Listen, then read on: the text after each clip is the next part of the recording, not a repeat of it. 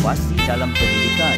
Kajian terbaru yang dijalankan mendapati bahawa lebih daripada 85% guru di seluruh negara telah mengadaptasi penggunaan alat-alat digital dalam proses pengajaran mereka. Menurut seorang guru di Sekolah Menengah Kebangsaan Undang Rembau, Muhammad Ramdhani, nyatakan bahawa atau tidak mahu, setiap guru dan pelajar harus menerima perubahan yang berlaku sekarang di dunia pendigitalan. Mahu atau tidak mahu, kita kena menerima perubahan dunia sekarang, iaitu dunia ke arah pendigitalan. Jadi sebagai sebuah sekolah yang telah dipilih untuk melaksanakan program pendigitalan, iaitu Bring Your Own Devices. Jadi setiap pelajar Sekolah Menengah Kebangsaan Undang Rembau telah diberi kebenaran untuk membawa telefon bimbit masing-masing. Yang kita sedia maklum,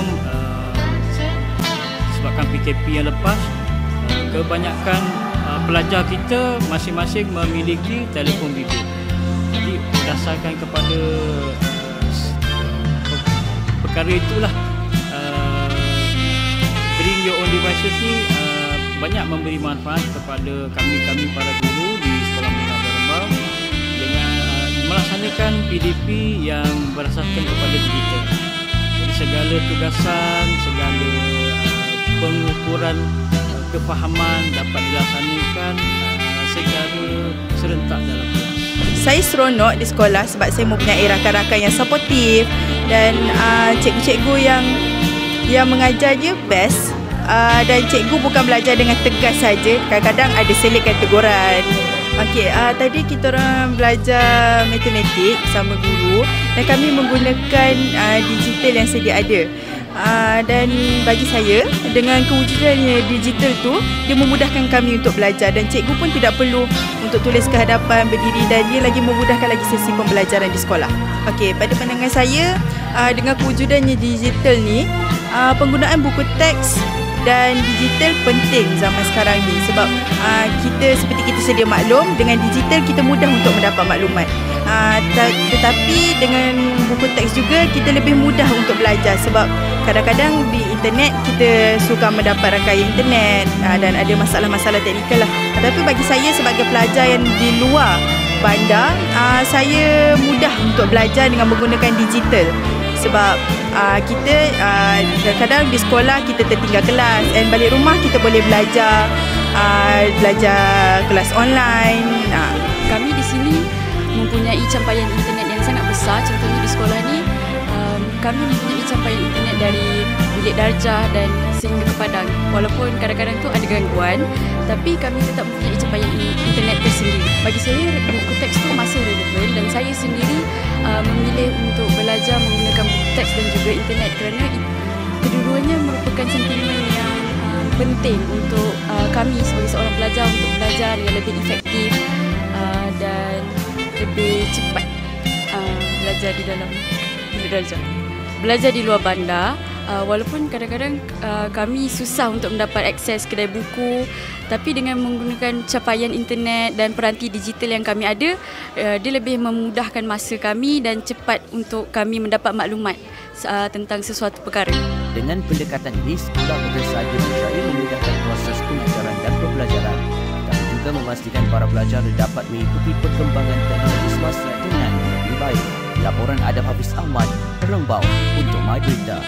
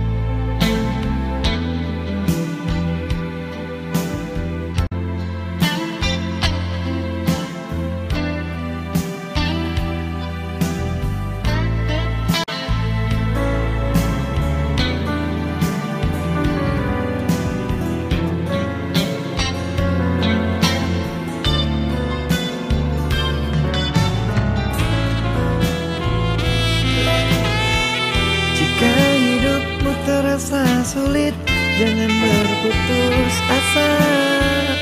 Masih ada tempatmu bersujud, lalu engkau meminta.